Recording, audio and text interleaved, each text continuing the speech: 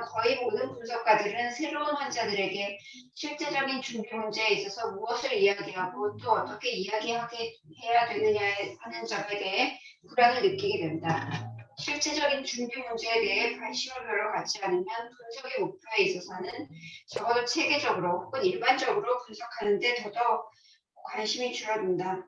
특정 환자에 대한 안정된 목표에 대해서는 자주 논의가 되지만 환자에 대한 일반적인 분석 목표에 대해서는 거의 논의가 되고 있지 않다. 과거에 다른 사람에 의해서 자주 그리고 광범위하게 논의되었던 주제에 대해서 할 수 있는 일이란 약간의 세부적인 내용을 첨가하고 이미 익숙한 사실들을 바라보는 새로운 관점을 제시하는 것이다. 따라서 지금까지 별로 논의된 바 없었던 주제에 대해서 좀 더 충분히 다루고자 한다. 우리의 첫 번째 주제는 분석의 목표이다. 분석의 목표는 무엇인가? 아니면 분석의 목표는 어떻게 정의될 수 있는가가 더 좋을 듯하다. 그 정의는 증상의 치료와 고통의 해소를 강조하는 치료적인 것이 되어야 하는가? 또는 분석 과정을 나타내는 용어로 기술되어야 되며 피분석자가 분석이 끝난 후에 자신을 분석할 수 있는 능력의 개발 혹은 자기 인식을 강조해야 되는가? 아니면 정서적인 성장과 한 개인의 인간으로서의 잠재 능력을 충분히 깨달을 수 있는 능력을 강조하는 윤리적인 면이 강조되어야 하는가? 아니면 본능적 욕구의 만족과 즐겁고 보람 있는 승화 능력 모두를 성취하는 쾌락주의적인 것이어야 하는가? 위에 언급된 그중 어떤 것이 정통적인 목적이며 어떤 것이 부산물로 얻어지는 것들인가?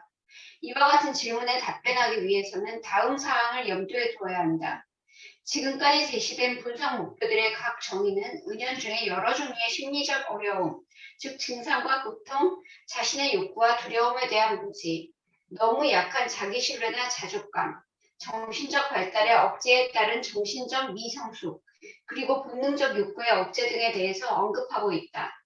유아적이며 본능적인 욕구에서 기원하는 정신적 갈등들이 위에 언급된 심리적 어려움들을 일으킬 수 있다.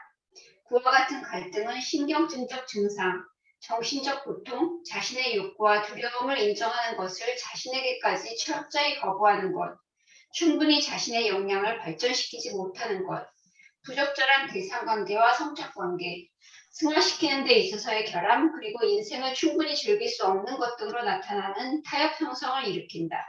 그와 같은 어려움이 정신적 갈등으로 인하여 생기는 그런 어려움의 개선과 소실이 정신분석의 정통적인 목표인 것이다.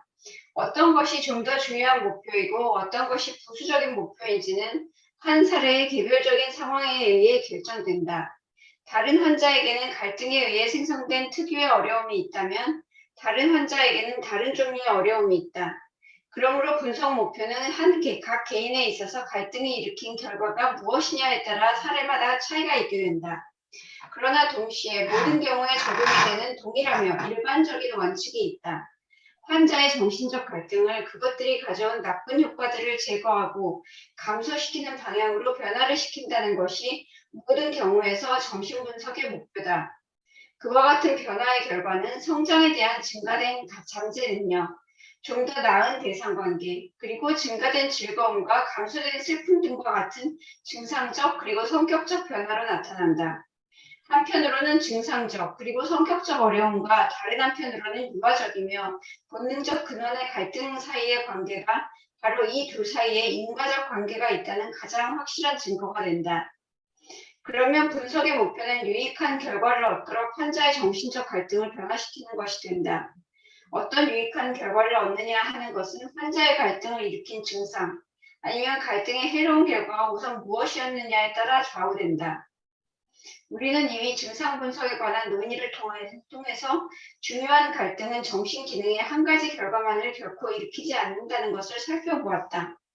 증상은 결코 단독적인 현상이 아니다. 중요한 갈등은 항상 정신 기능에 광범위하고 다양한 영향을 미치게 되며 또 그와 같은 갈등은 정신 발달이 왕성하게 진행이 되는 유년기 초기부터 시작이 되기 때문에 정신 발달에도 역시 광범위하고 다양한 영향을 미치게 된다. 그러므로 분명히 갈등이 환자의 정신세계에 미치는 효과는 많고 다양하다. 이로써 생기는 필연적인 결과는 갈등을 성공적으로 변화시켰을 때 광범위한 유익한 결과가 생긴다는 것이다. 예로 한 환자가 자신의 남동생에 대해 유아적 경쟁심과 거세적이고 살해적인 욕구를 주된 갈등으로 갖고 있을 때 그는 분석 과정 동안 점차 그와 같은 욕구에 의해 덜 놀라게 되고 죄책감을 적게 갖게 되며 그와 같은 욕구의 의식적 인식을 좀 더 잘 견디게 될 것이다. 다시 말해서 분석으로 인해 그의 갈등이 변하게 된다. 그렇게 되면 한 가지 면에서만이 아니라 그의 정신 기능의 여러 측면에서 개선이 된다. 환자가 여성과 맺는 성관계의 어려움을 호소한다 할지라도 개선은 그가 호소한 증상에만 국한되지는 않는다. 그런 특정 갈등에 의해 좋지 않은 영향을 받았던 정신기능의 다른 영역에도 개선이 있게 됨으로써 환자가 학교 성적이 향상되고 스포츠를 좀 더 잘할 수 있게 되며 미학적 즐거움을 맛볼 수 있는 눈이 더 높아지게 되고 기분이 좀 더 안정되고 그리고 그동안 자신을 괴롭혔던 신체적 증상들이 없어지는 결과가 온다. 이 중 몇 가지는 예상할 수 있는 것들이다. 다른 것은 환자에게뿐만 아니라 분석가에 있어서도 의외적으로 나타나거나 몇 주나 몇 달이 지날 때까지 알아차리지 못하는 경우가 있다. 그러나 이 모든 것이 분석에 의해 갈등이 변화되는 결과다. 이와 같은 것은 포도나무의 주된 줄기를 잘라버렸을 때 일어나는 일과 비슷하다. 포도나무의 잎이 시들고 갈색으로 변할 때야 비로소 포도나무가 얼마나 지중목의 나뭇가지에 넓게 퍼졌는지 그리고 예상치 않은 장소에서 자랐었는지를 알 수 있게 된다. 갈등을 분석한다고 해서 항상 정신기능의 개선이 뒤따르는 것은 아니다라는 반대 경우가 있을 수 있다. 나는 그것을 환자에게 해석해 주었지만 아무런 효과가 없었어 라든지 그와 비슷한 말들이 분석의 진전이 만족스럽지 못한 환자에 대해 논의할 때 나올 수 있다. 해석에 의해 환자에게 전달될 분석가의 이해가 왜 기대한 만큼의 결과를 거두지 못했을까? 이 물음에 대해서는 일반적인 대답이 주어지지 않는다. 사례에 대한 분석가의 이해나 해석이 틀리고 불완전하거나 결함이 있을 가능성은 제쳐놓기로 하겠다. 그런 경우에는 환자가 진척을 안 보이는 것에 대해 더 이상 설명이 필요치 않다. 대신 저자가 이 장에서 분석 작업에서 기대할 수 있는 변화에 대해 쓴 내용을 다시 살펴보겠다. 프로이드가 처음 인식하였듯이 아무리 완벽하다 할지라도 단 1회의 해석이 주 갈등에 많은 영향을 미치리라 기대하는 것은 합리적이지 못하다. 공포와 불행 때문에 한 개인의 정신기능에 많은 영향을 주었던 것이 그렇게 빨리 그리고 그렇게 쉽사리 약화되지는 않는다. 가장 좋은 환경하에서 관찰할 수 있는 것은 증상 개선의 고저와 재발을 보이면서 오랜 기간 동안 점차적인 변화를 보이는 것이다. 때로는 아주 극적인 개선이 있을 수 있으나 우리는 이미 보아온 대로 그와 같은 변화에 앞서 오랜 기간 동안 준비 기간이 있었음을 알 수 있다. 여기서 이전 상태로의 재발이 없어 그런 변화가 오래 지속되지 않는다는 점을 추가할 수 있겠다. 그러므로 환자가 보이는 진전에 불만이 있고 자신의 해석이 갖는 효과에 대해서 의심이 가는 경우에는 분석에 있어서 진전이라는 것은 아주 느리고 간헐적인 것이며 재발에 의해서 터덕거릴 수 있다는 사실을 충분히 고려하지 않았기 때문이 아닌가 하는 점을 꼭 기억해야 한다. 6장에서 기술한 사례가 말해주듯이 재발도 분석적으로 요용할 수 있으며 뚜렷한 정체를 보이는 경우도 마찬가지이다. 여기서 조금 멈춰서 우리가 지금까지 나온 얘기를 조금 소화하면서 하면 좋겠어요. 그다음에 이번 지금 챕터는 종합적이니까 지금까지 공부해온 것을 좀 모아서 우리가 분석에서 무엇을 얻을 것인가 하는 얘기로 바꾸어서 얘기를 하고 있죠. 분석에서 우리가 만나는 것은 어떤 찰스 프레너가 보는 것은 우리가 가지고 있는 근본적인 여러 가지 갈등들, 마음의 갈등들을 깊이 이해함으로써 마음의 갈등의 변화가 생기면 여러 가지 효과들이 일어난다. 증상의 변화, 증상이 완화되거나 없어질 수도 있고, 그리고 성격의 변화, 어떤 그 성격으로 인해서 많은 어려움이 있었던 분이 그러한 부적응적인 성격에서 점점 벗어나는 이런 효과가 될 수 있겠고, 그리고 대인관계의 변화도 일어나고, 이분들이 자기들이 잘할 수 있는데 그 능력을 발휘하지 못하고 있었던 영역을 잘 발휘할 수도 있게 되고, 그래서 인생을 항상 고달프게 생각하던 사람이 인생에서 삶의 즐거움을 느끼기 시작해서 행복함을 느낄 수 있도록 이렇게 바뀌는 여러 모습으로 드러나겠죠. 그래서 우리가 다른 쪽에서 우리가 바꿔서 좀 생각을 해본다면, 여러분이 정신분석을 공부하면서 어떤 변화가 있었는가라고 한다면, 우리가 지금 처음 시작하는 분들에게는 우리가 어떤 치료나 아니면 우리가 정신분석을 공부함으로써 어떤 우리가 지금까지 체험한 것은 어떤 변화가 있었는가라고 보면, 거꾸로 우리는 어떤 목표를 가지고 앞으로도 계속 정신분석을 공부해 나갈 것인가, 혹은 정신치료를 정신분석을 받을 필요가 있는가 하는 얘기들하고 연결되죠. 그래서 여러분의 체험과 또 주위에서 관찰한 것을 통해서 이 정신분석에서 우리는 무엇을 얻을 수 있는 것인가 하는 이 정신분석의 목표에 대해서 여러분들이 느끼는 걸 뭐 조금씩 나눠보죠. 이게 정답이 있는 것은 아니에요. 여러 가지 것들을 그냥 나열하는 거죠. 뭐 하나로 귀결되는 것은 아닌데, 학파마다 강조하는 방법이 다르고 언어가 다를 뿐이에요. 그래서 저는 궁극적으로는 우리에게 주어진 삶을 굉장히 행복하게 살아가는 사람들로 변할 수 있도록 우리가 도와주는 것이고, 그분들이 가지고 있는 잠재력이 최대한 발휘될 수 있도록 도와줌으로써, 그리고 정서적으로도 아주 다양한 정서를 느낄 수 있고, 슬픔도 느끼고 행복함도 느끼고, 그래서 풍요로운 정서 속에서 사람들과 잘 섞여서 사람들을 잘 이해하면서 자기 잠재력을 충분히 발휘해 나가는 이런 삶을 살도록 우리가 도울 수 있다는 생각을 하는데, 여러분들의 의견은 어떤 것인지 우리 나눠보죠.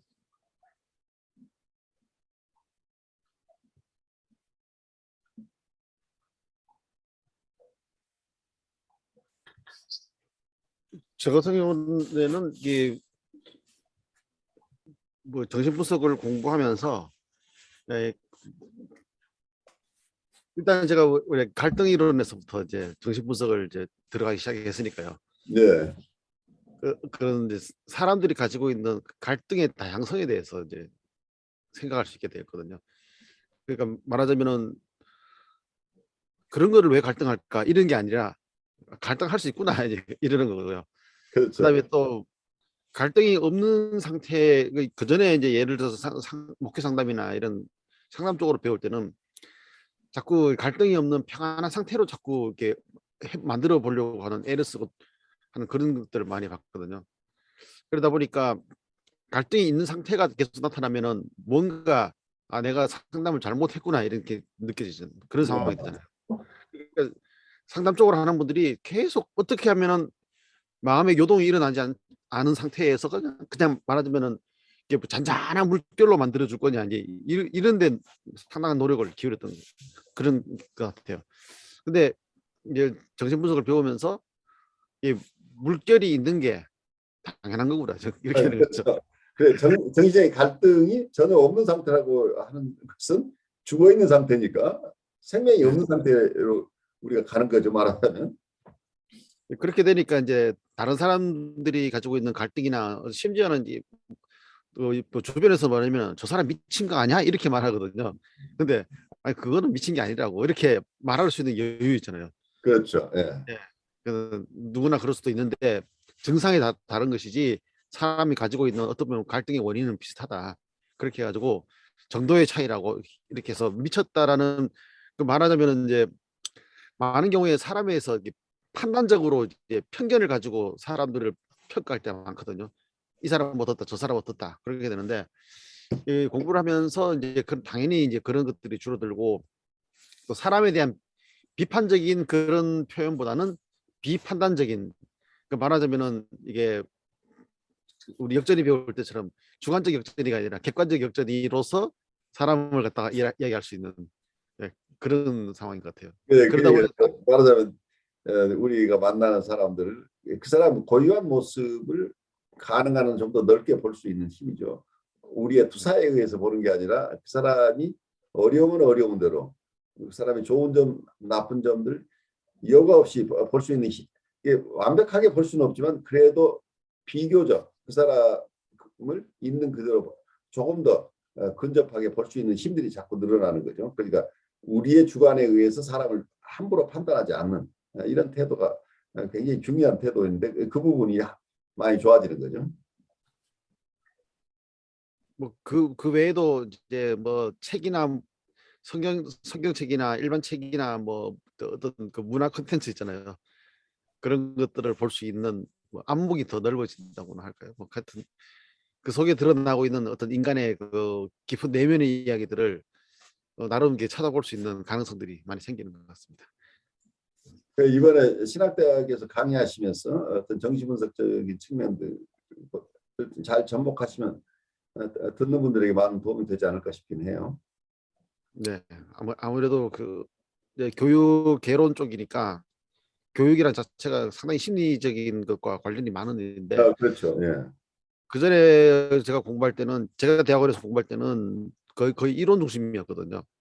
음, 그러니까 어떻게 보면은 이게 머리로 이해하는 공부를 했다고 생각하면은 나중에 지나 보면은 그게 사람들이 뭐라면은 재미가 없다 그래요. 재미가 없죠. 건조하니까. 예.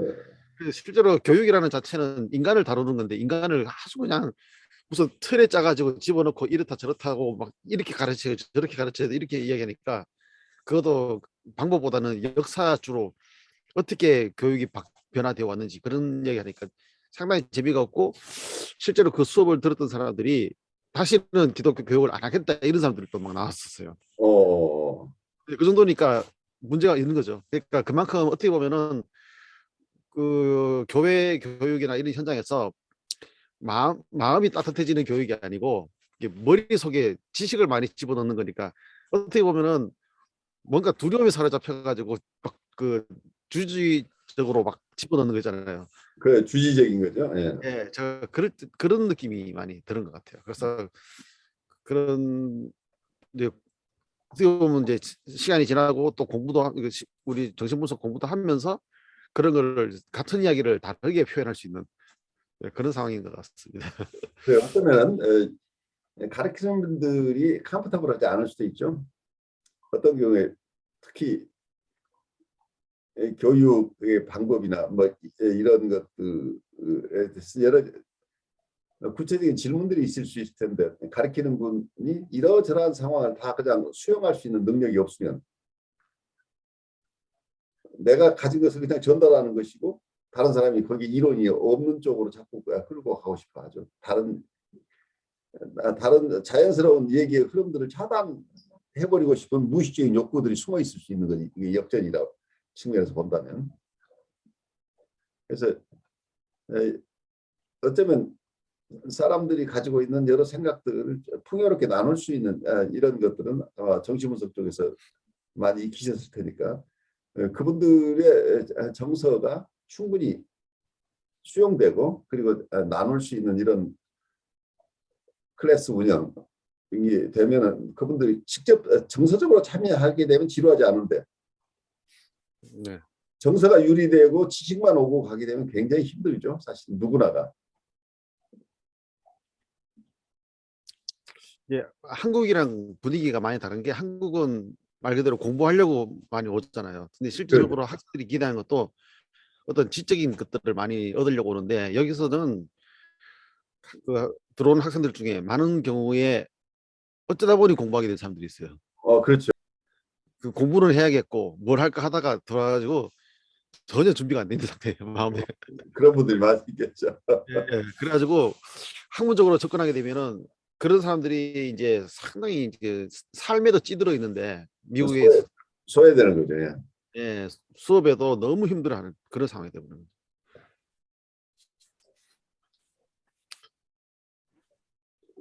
그래서 어떠면 거기에 공부하시는 분 입장이 다 다른데 그분들이 다 소외되지 않도록 조금 정서적으로 접근해주면 조금 더 지적인 호기심이 많은 분들은 스스로 공부할 능력들이 있으니까 예, 그걸 여기서 다 배워주려고 너무 애쓸 필요는 없는 거죠.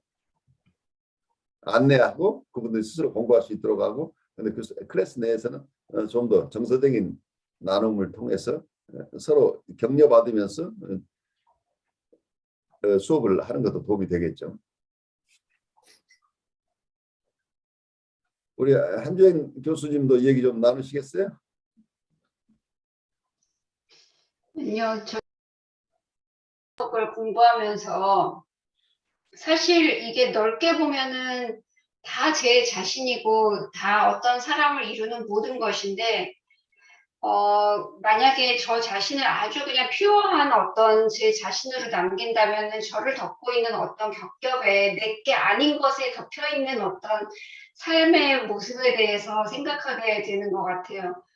그러니까 제가 나라고 어떤 사람이라고 착각하고 살았던 것들이 사실은 엄청나게 많은 겹을 이루고 우리의 과거에 의해서 아니면 우리의 어떤 욕망이나 어떤 상처에 의해서 막 겹을 덮고 있는 것 같은 그런 모습을 보게 되는데 정신분석은 그것들을 어떻게 이렇게 그 겹들을 보게 되는데 굉장히 많은 도움을 주는 것 같고 그런 의미에서 굉장히 나 자신을 이해하는 데도 도움이 되는 것 같아요.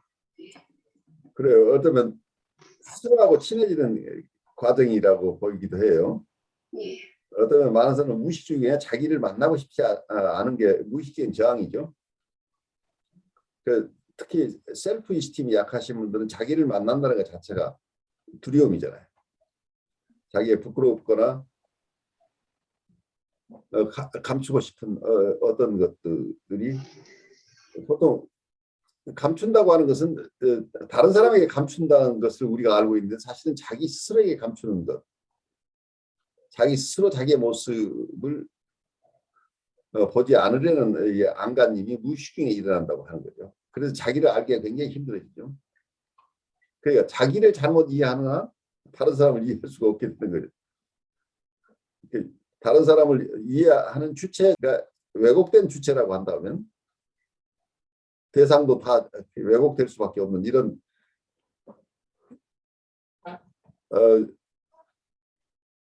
왜곡된 본인에 대한 견해 그리고 왜곡된 대상에 대한 견해가 함께 있다고 하는 거예요. 그래서 굉장히 어떠면은 보람 있는 공부이기도 하지만 또 한편은 굉장히 어려운 공부죠. 그래서 사람들이 쉽게 접근하지 못하는 게 세상을 이해하고 이웃을 이해한다는 것 자체가 자신을 이해하는 과정을 거치지 않고는 불가능하다고 하는 것을 이걸 강조하지 않더라도 정신분석을 하면서 계속해서 그 트레이닝이 우리는 그 트레이닝 속에 있는 거죠. 결국 자기를 찾아가는 길이죠. 세상을 이해하고 다른 사람을 이해한다고 하는 것이 궁극적으로는 자기를 좀 더 정확하게 이해하는 과정이기 때문에 우리의 통찰이라는 게 항상 외부로 향하지만 않고 내적인 통찰과 외적인 통찰이 함께 일어날 수 있다고 하는. 근데 그 부분에서 우리가 통합적으로 우리의 아까 말씀이 겹겹이 쌓여 있는 것, 또 어떤 사람들은 겹겹이 쌓여 있다고 표현될 수도 있고 하지만 여러 개로 나누어져 있는 우리. 어떤 심한 분은 분열되어 있거나 해리되어 있는 우리의 모습들, 우리의 정서들. 우리가 부분자기로만 인식하고 있는 우리들이 있죠. 통합되지 않은 나의 모습 혹은 억압돼 있어서 겹겹이 쌓여 있어서 실제 내가 누군지를 모르는 부분도 있고 내가 여러 개로 쪼개져 있는 부분도 있고 그래서 우리가 스스로를 다 이해한다는 게 굉장히 힘든 게 억압이라는 기제와 분열이라는 기제 이게 동시에 다 함께 있기 때문에 이걸 함께 깨어서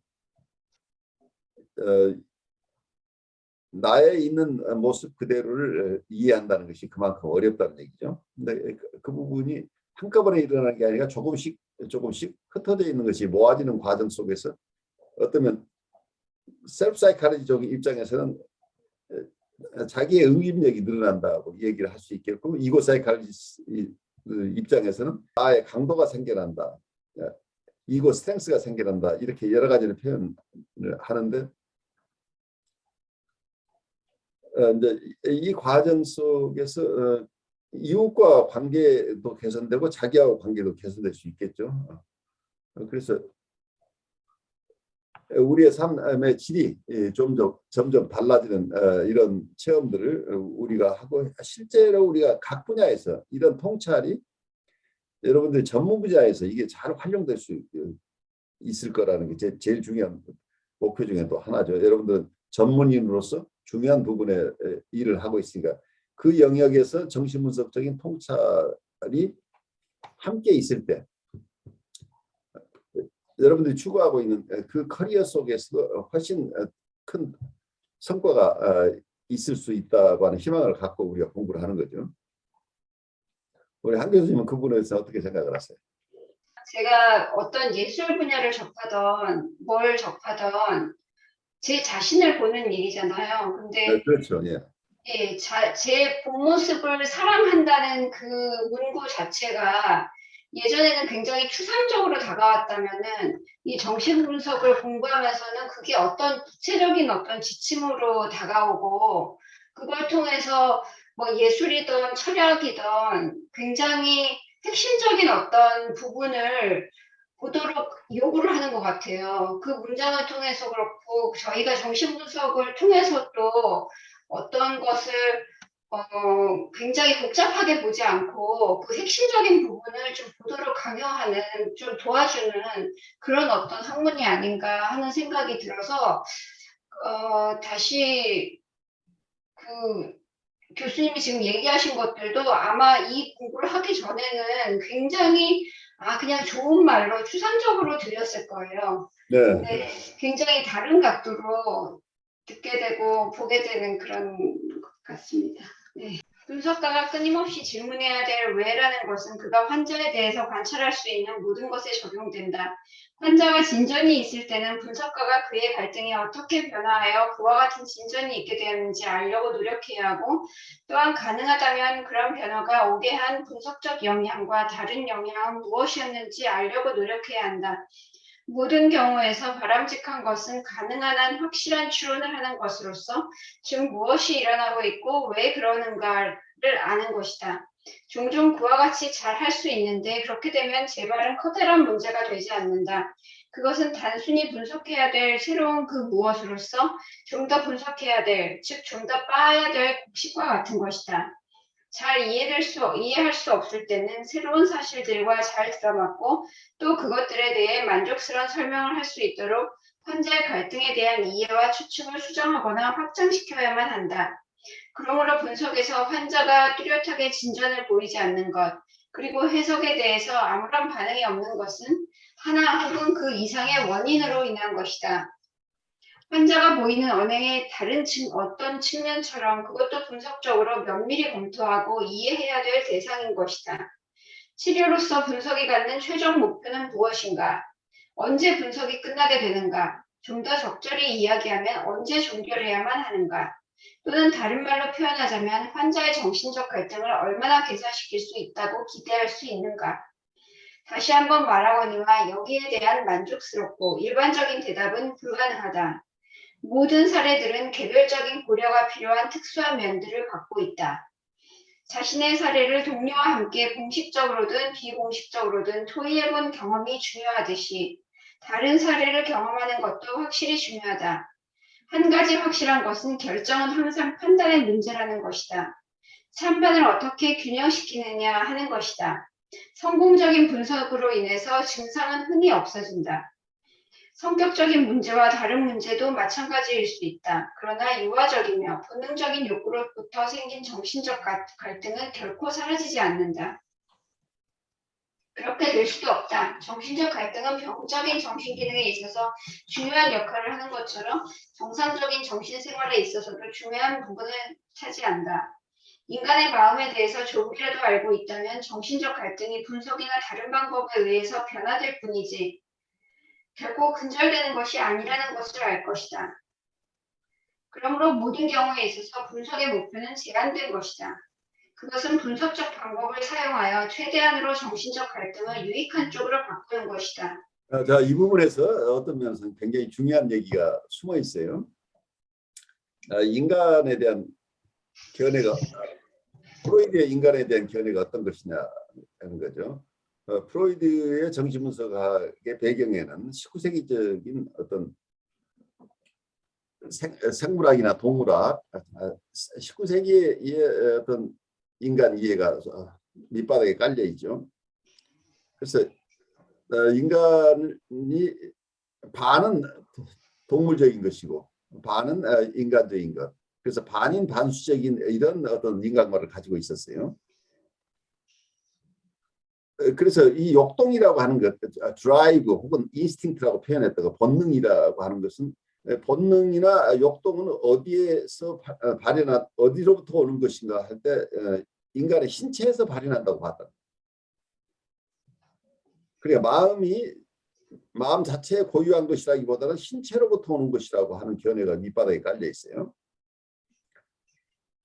그러니까 프로이드가 봤던 것은 이 욕동이라고 하는 것은 동물과 비슷한 욕동을 우리가 가지고 태어났다고 본 거죠.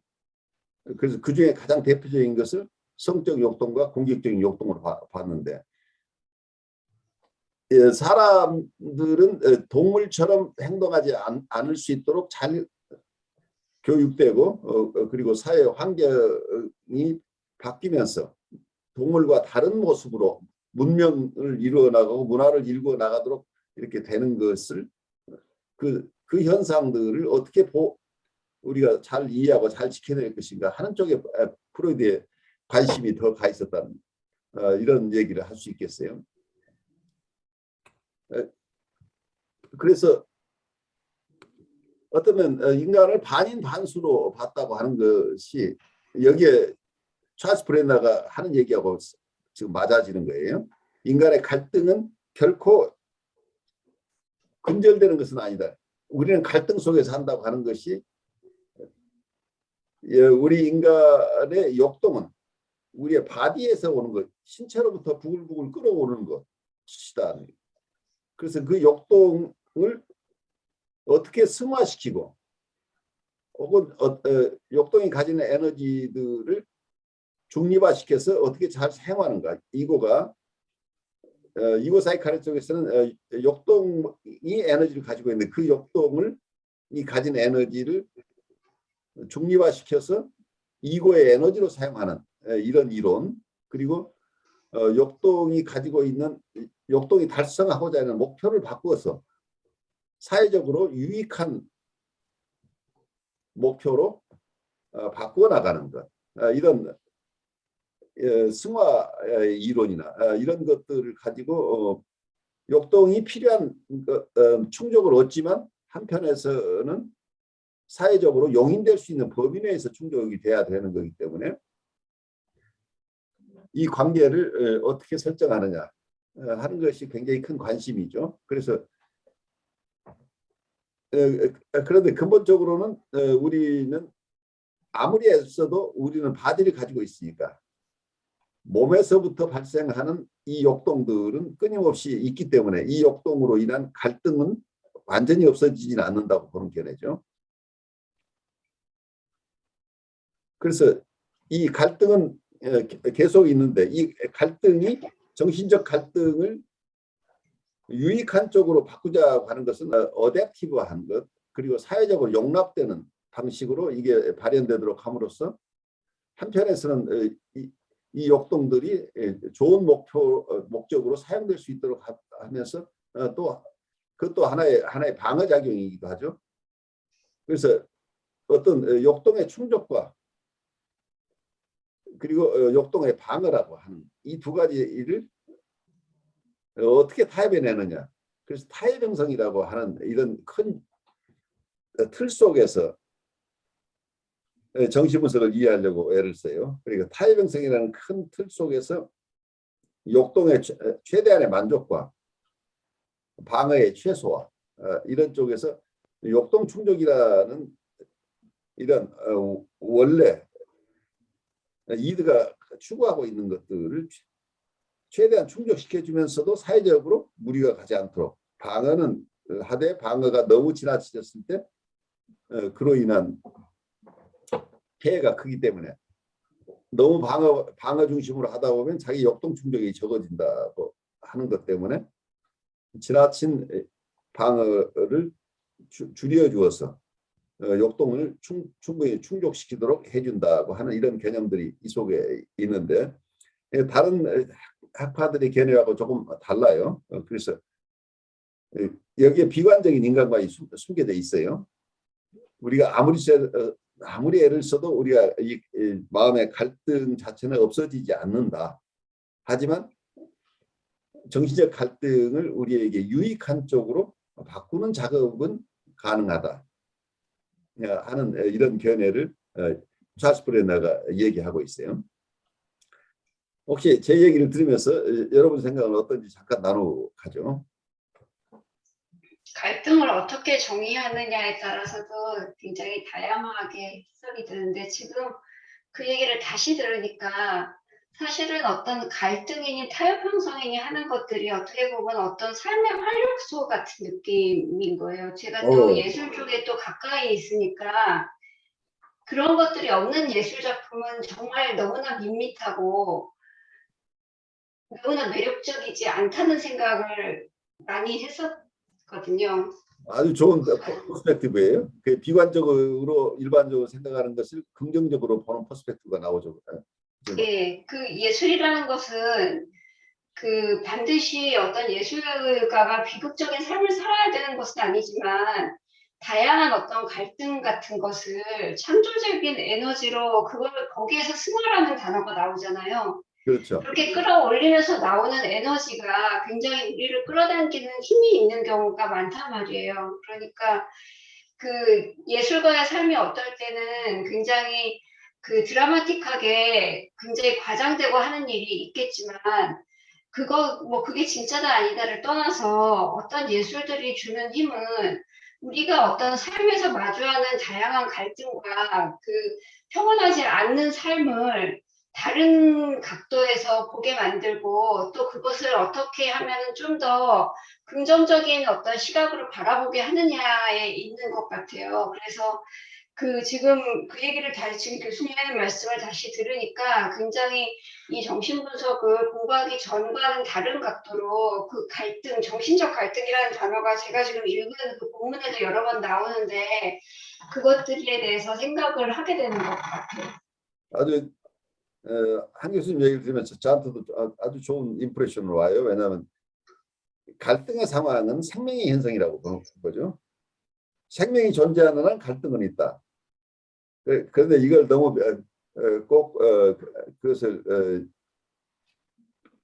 뭐라고 할까요? 야수적이다, 동물적이다고 하는 그런 개념에서 조금 벗어난다면 하나의 생명 현상이어서 반드시 그 속에서는 갈등이라는 게 있는데 그 갈등의 여러 다양한 모습 속에서 새로운 적응 방법 혹은 새로운 창조가 일어난다.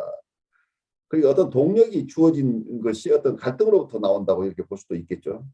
네. 갈등이 없는 한 에너지가 나오지 않는다고 볼 수 있잖아요. 네. 그래서 사람들이 가장 활기찬 게 화났을 때죠. 불같이 화를 낼 때 그분은 엄청난 에너지를 보여주죠. 그래서 어떤 면에서는 너무 우리가 이게 동물적이냐 인간적이냐 이제 이런 쪽에서 프로이드를 이해한다기보다는 어떤 우리의 갈등의 현상, 그게 꼭 바디에서 왔다고 하는 것은 너무 지나친 단견이었던 것 같아요. 그러니까 어쩌면 성적 욕동이라고 하는 것도 바디에서 왔다고 아주 주장을 했는데 프로이드가 마지막까지 자기 이론을 세우지 못한 게 그럼 공격성은 어디서 왔느냐? 처음에는 우리의 골격에서 우리의 스켈리턴, 우리의 바디의 스켈리턴으로서도 공격성이 온다고 봤는데 그거 납득이 안 되죠. 갑자기 다들 가지고 있는 우리 몸에 있는 뼈로부터 공격성이 나온다. 그런 식의 얘기는 좀 납득하기 어려운 얘기였던 거죠. 그래서 우리의 성적 욕구도 입이나 항문이나 하지만 아이들의 피너스나 이런 데서도 성적 욕동이 온다고 하는 것 자체도 또 하나의 가설이에요.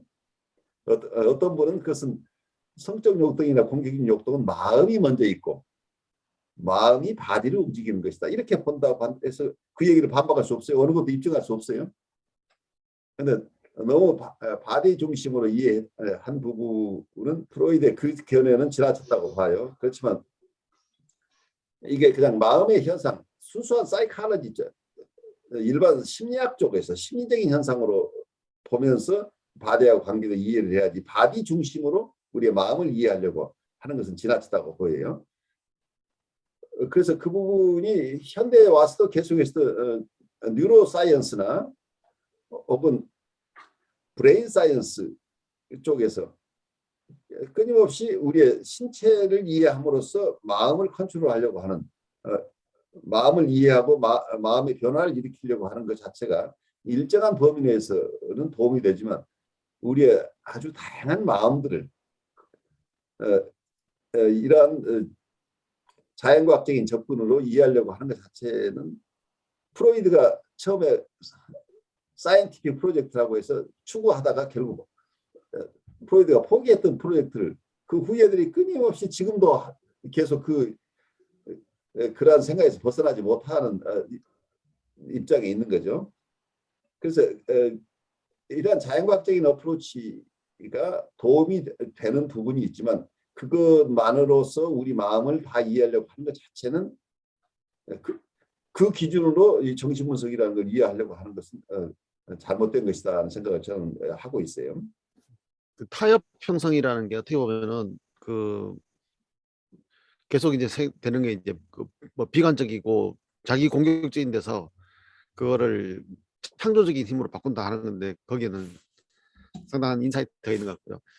그다음에 이게 승화라는 것도 어떻게 보면은 갈등에 대한 타협 형성의 방식이잖아요. 그렇죠. 타협 형성이 승화로 나오는 거죠. 예, 그렇게 되는데 어떻게 보면은 사람이 만족을 추구한다 그러면은 행복해지고 싶은 욕구가 있는데 그 타협 형성이나 갈등에 대한 것들을 잘 못할 경우에는 그 많은 경우에는 억압 그 뭐랄까 갈등 자체를 억압시킨다거나 아니면 역동을 억압시켜 가지고 만족하고 행복감을 느낄 수 있는 수준을 끌어내리는 것 같아요 밑으로.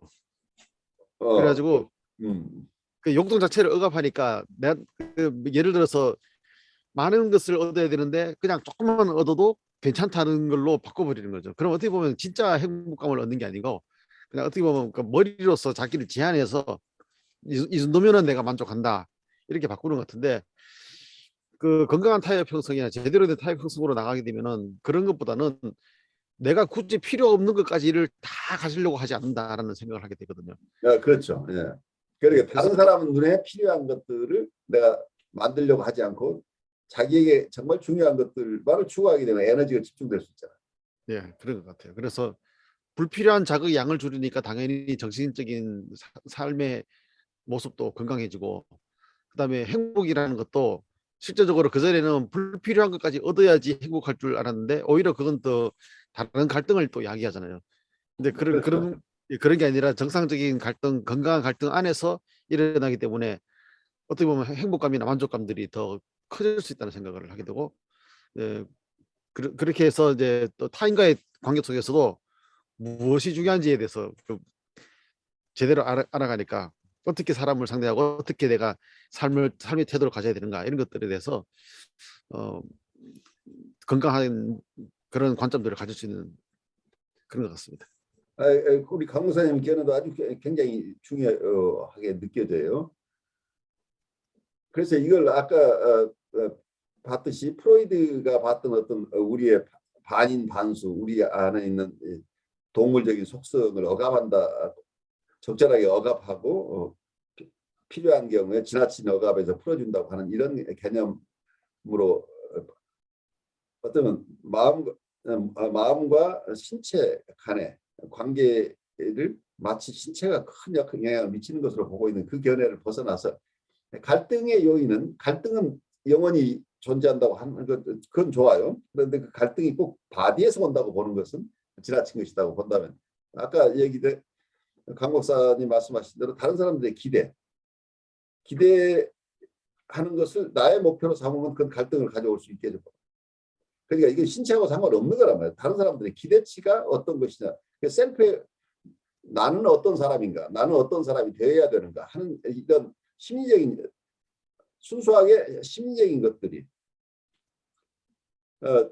나에 대한 내가 누구인가에 대한 내 정체성이 혼란스럽게 되면 다른 사람이 나에게 더 쉬운 정체성을 따라 살지 않으면 안 되는 것처럼 되게 되면 거기서 마음의 갈등 구조가 생겨나죠.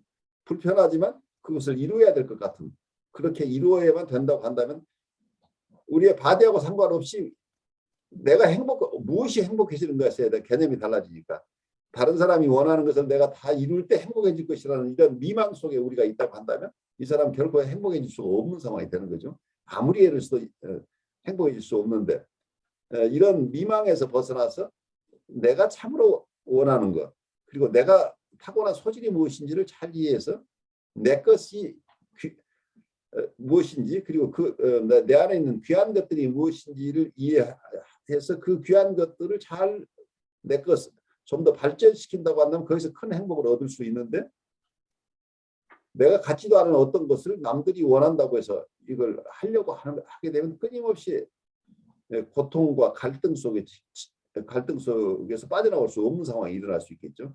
그래서 갈등 구조라는 것을 좀 더 넓게 봐야 되지 않을까 싶어요. 그러니까 신체와 마음 간의 관계에서 어떤 우리는 실존적으로 근원적으로 그건 벗어날 수 없는 것이다. 우리가 동물적인 측면을 타고나서 갈등을 못 벗어나는 게 아니고 우리 심리 구조 자체가 자기 이미지 혹은 셀프 레프레텐션 자기 이미지나 자기 표상을 무엇으로 가지고 있느냐. 현재 나와 그리고 내가 이루고자 하는 나. 그 이고 아이디어라고 표현을 해볼까요? 그러니까 내 셀프가 지금 내 트루 셀프가 무엇인지 그리고 내가 앞으로 이루고자 하는 나는 무엇인지 하는 것들이 무리 없이 내 트루 셀프를 바탕으로 앞으로 내가 어떤 사람이 되겠다고 하는 이런 건강한 마음을 가지고 있으면은 외부에서 주어지는 아이디얼라이즈 셀프라고 얘기를 할까요? 이상화된 자기 현재 자기가 이상화된 자기여야 된다고 이미 나는 그 이상화된 자기가 됐다고 믿는 사람은 자기애적 환자가 되어버리는 거고 그리고 다른 사람이 강요한 아이디얼라이즈 셀프를 살아야 되겠다고 한다면 그런 완벽한 사람들이 다 좋아하는 내 모습을 이루겠다고 한다면 거기서 완벽주의하고 강박에서 벗어날 수가 없죠. 끊임없이 강박과 완벽주의를 추구하는데 그 완벽함이라고 하는 것은 원래 내 트루 셀프를 좀 더 발달시키는 완벽함이 아니고 다른 사람들이 요구하는 자기를 추구하는 거기 때문에 거기서는 끊임없는 갈등이 생길 수밖에 없는 구조가 일어나는 거죠. 심리 내적으로도 이 갈등 구조를 우리가 충분히 소화해낼 수 있지 않겠느냐. 그렇다고 한다면 너무 신체 위주의 이런 개념에 매여서 그것이 맞느니 틀리니 할 필요 없이 이 갈등을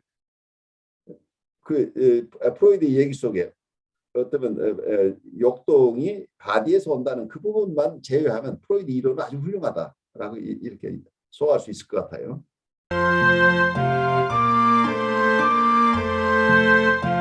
여러분 안녕하십니까? 저는 신현근 정신분석학 박사입니다.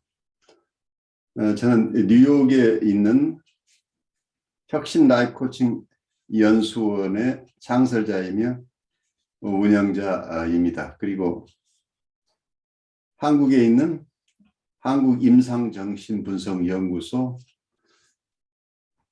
공동소장으로서 정신분석가들 양성에 주력하고 있습니다. 여러분과 함께 공부할 과목은 정신분석적 인간 이해입니다. 이 과목에서는 정신분석학의 정의와 두 가지 기본 가설, 즉 무의식에 대한 인식과 그리고 심리적 결정론에 대해서 여러분과 함께 나누고 인간을 이해함에 있어서 가장 중요한 우리의 욕동 혹은 본능에 대한 이론 그리고 우리의 마음의 구조에 대한 이야기들을 하게 될 것입니다. 이를 기반으로 원본능과 자아를 어떻게 구별할 것인가 그리고 자아는 어떻게 발달하는 것인가 그리고 자아와 원본능 간의 갈등이나 대립이 있을 수 있는데 이 자아가 스스로를 방어하는 여러 가지 기능이 있는데 이 자아가 가지는 방어 기제들은 어떤 것인가 하는 얘기를 나누면서 자아의 발달에서 가장 중요한 대상관계를 어떻게 이해할 것인가 그리고 대상관계가 발달함에 따라서 초자아가 발달하게 되는데 초자아의 발달 과정과 그 기능에 대해서 여러분과 함께 나누고 그리고 정신 분석이 무의식의 세계를 기반으로 하기 때문에 실수와 채취 그리고 꿈에 대해서 함께 공부하겠습니다. 그리고 정신분석학이 심리학 전체를 다루는 일반 심리학이긴 하지만 연원적으로 정신병리 측면에서 발달되어 왔습니다. 그래서 정신병리론에 대해서 우리가 공부하고 정신적 갈등이 정신병리에 영향을 미치긴 하지만 또한 정상적인 발달 과정에서도 정신적 갈등은 큰 영향을 미치기 때문에 이 정상적인 정신 기능과 정신적 갈등에 대해서 알아보고 그리고 우리가 태어날 때 이고나 혹은 셀프라고 하는 자아나 자기를 가지고 태어났는지에 대한 논쟁에 대해서 여러분과 알아보도록 하겠습니다. 그리고 저는 정신분석에는 다양한 학파들이 있는데 이 다양한 학파들을 각각 독립된 것으로 보지 않고 다양한 정신분석들을 정신분석이라는 큰 틀 안에서 통합해야 내야 될 필요가 있다고 봅니다. 그래서 통합적인 정신분석이 왜 필요한가 하는 얘기를 우리가 나누게 되겠고 그리고 정신분석 자체가 영성과는 어떤 관계에 있는지 우리 인간 발달을 중심으로 인간을 이해한다고 할 때 정신분석과 영성과는 불가분의 관계에 있다고 봅니다. 이런 다양한 측면들을 여러분과 함께 공부할 수 있기 바랍니다. 여러분 감사합니다.